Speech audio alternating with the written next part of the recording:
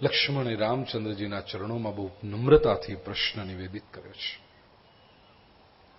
5 प्रश्न पूछवा मांगू છું प्रभु, ध्यान से सुनना लक्ष्मण जी के ये प्रश्न. कहूं ज्ञान विराग अरुमाया. प्रभु ज्ञान શું છે એ મને કહો, વૈરાગ્ય શું છે એ મને કહો, માયા શું છે એ મને કહો. પહેલો પ્રશ્ન જ્ઞાન, બીજો પ્રશ્ન વૈરાગ્ય, ત્રીજો પ્રશ્ન માયા, ચોથું કહું સો ભક્તિ કરહું જેહી દાયા. એ ભક્તિનું વર્ણન કરો જેનાથી આપ દયા કરો છો. ભક્તિ શું છે? અને 5મો પ્રશ્ન પૂછ્યો, જીવ ઈશ્વર ભેદ પ્રભુ સકલ કહો સમજાય. જીવ અને ઈશ્વરનો ભેદ શું છે? જીવાત્મા અને પરમાત્મા વચ્ચેનો ફરક શું છે? બેસિક પ્રશ્નો છે કે નહીં? જ્ઞાન કોને કહેવાય? વૈરાગ્ય કોને કહેવાય? માયા કોને કહેવાય? ભક્તિ એટલે શું? અને જીવ અને ઈશ્વરનો ભેદ શું છે?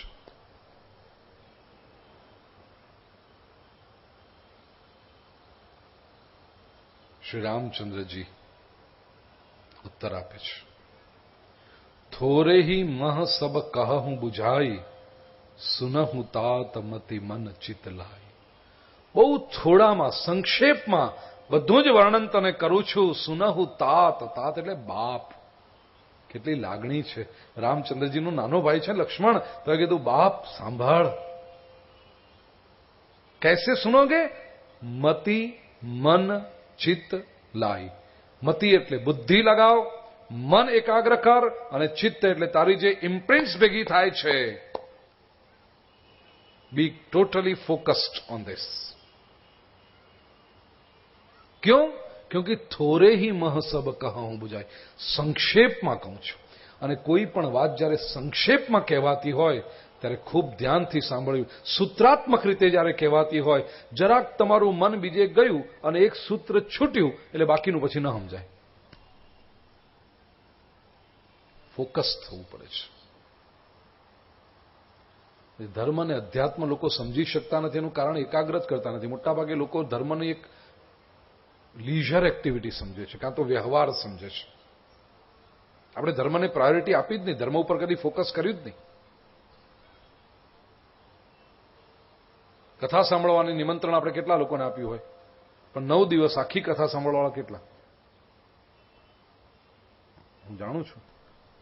બાકી મોટા ભાગે જો એકાદ દિવસ આંટો મારી જઈ હું. Thank you very much.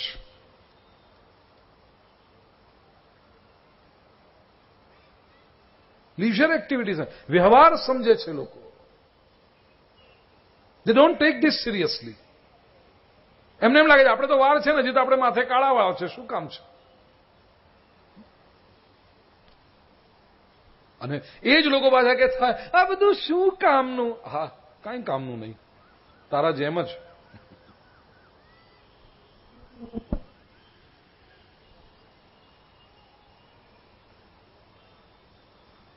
થોરે ही मन. હજુ લક્ષ્મણજીએ પ્રશ્ન પૂછ્યો તો એના ઓર્ડર કેવો હતો કે પહેલું જ્ઞાન વિશે પૂછ્યું, બીજો પ્રશ્ન વૈરાગ્ય વિશે પૂછ્યો, ત્રીજો પ્રશ્ન માયા વિશે પૂછ્યો, ચોથો પ્રશ્ન ભક્તિ વિશે પૂછ્યો, અને 5મો પ્રશ્ન જીવ અને ઈશ્વરનો ભેદ શું છે પૂછ્યો. ઉત્તરકર્તાને અધિકાર છે કે પ્રશ્નનો ઓર્ડર બદલી શકે. તમે પરીક્ષા આપવા બેઠા હો તો પરીક્ષામાં પહેલો પ્રશ્ન બીજો પ્રશ્નને કહ્યું હોય કે આ 12માંથી 7 પ્રશ્નોના જવાબ આપો, એવું જરૂર નથી કે તમારે પહેલો પ્રશ્ન જ પહેલો લખવો જોઈએ. તમને એમ કે આપણને 5મો સવાલ સારી રીતે આવડે છે, તમે પહેલા એ શરૂ કરો. પણ અહીંયા શું છે? પ્રશ્નકર્તાને પ્રશ્ન શેનો કરવો એ ઓર્ડર ખબર નથી. કારણ કે પ્રશ્નકર્તા અજ્ઞ છે, ઇગ્નોરન્ટ છે, અને ઉત્તર આપનારો જ્ઞાની છે. પરીક્ષામાં શું હોય છે કે પ્રશ્ન પૂછનારો જ્ઞાની છે અને ઉત્તર આપનારની પરીક્ષા લેવાની છે. અહીંયા આગળ પ્રશ્ન પૂછનારો અજ્ઞાની છે અને પ્રશ્નનો જવાબ આપનારો જ્ઞાની છે. પ્રશ્ન પૂછનારે પૂછી લીધું પણ એને ખબર નથી કયા ઓર્ડરમાં પૂછાય.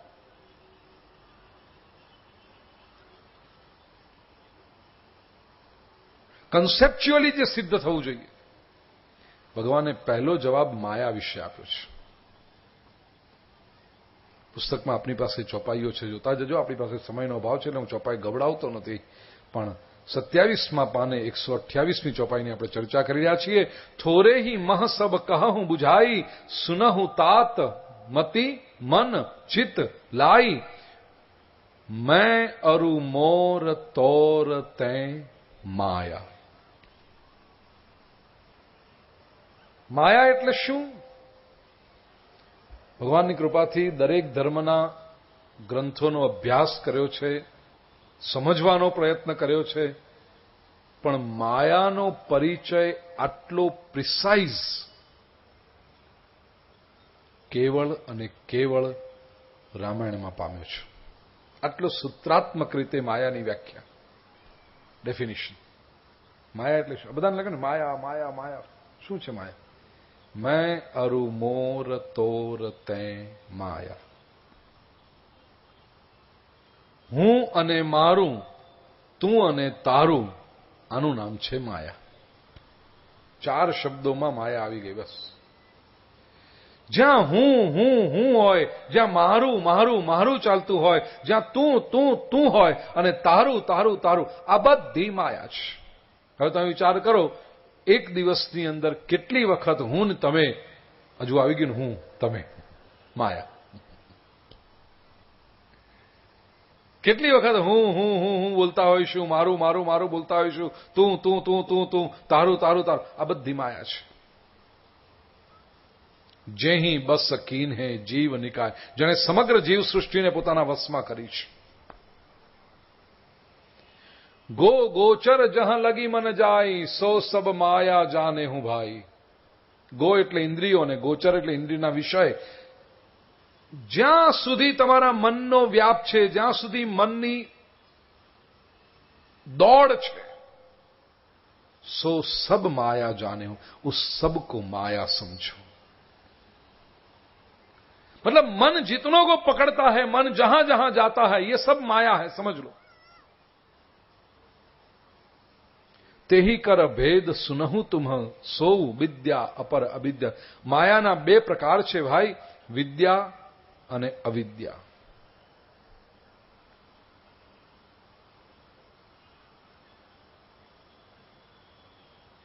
મેં જે લોકો કરે ને, સંસ્કૃતમાં એક સરસ શ્લોક છે, મોટા ભાગના લોકો કે જેહી બસ કીને જીવ નિકાય, જેને આખી સૃષ્ટિને વશમાં કરી છે, આખી જિંદગી આ ચાલે મેં. કાંતા ઇમે મે તનયા ઇમે મે ગૃહા ઇમે મે પશવસ્ત્વિમે મે એવં નરે મેષ સમાન રૂપ મે કૃતઃ કાલ વૃકેણ નીતઃ. સંસ્કૃતમાં મેં એટલે મારું, 6ઠ્ઠી વિભક્તિ છે. મારું મેં.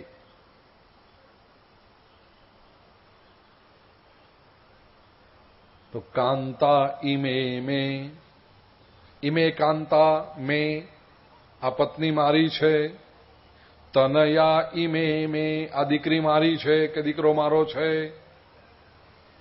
ગૃહા ઇમે મેં, આ ઘર બધા મારા છે. મેં.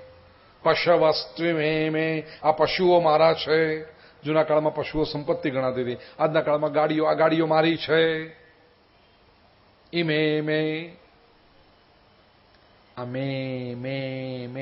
મેં કોણ બોલે? ઘેટું, બકરું.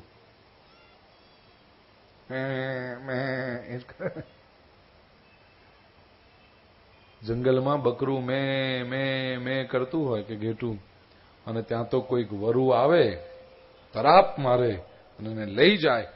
એ વરુના કોળીઓ બનતું હોય ત્યાં પણ મેં કર્યા કરે.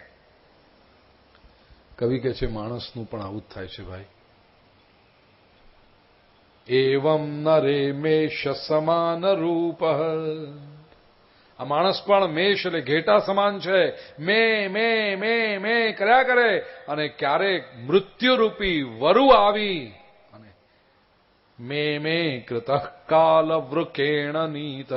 કાલરૂપી વરુ આવીને એને ખેંચી જાય છે અને તો એ મે કર્યા કરે છે. વહી માયા હૈ. શું આપણે લઈને આવ્યા હતા અને શું લઈને જવાના છે?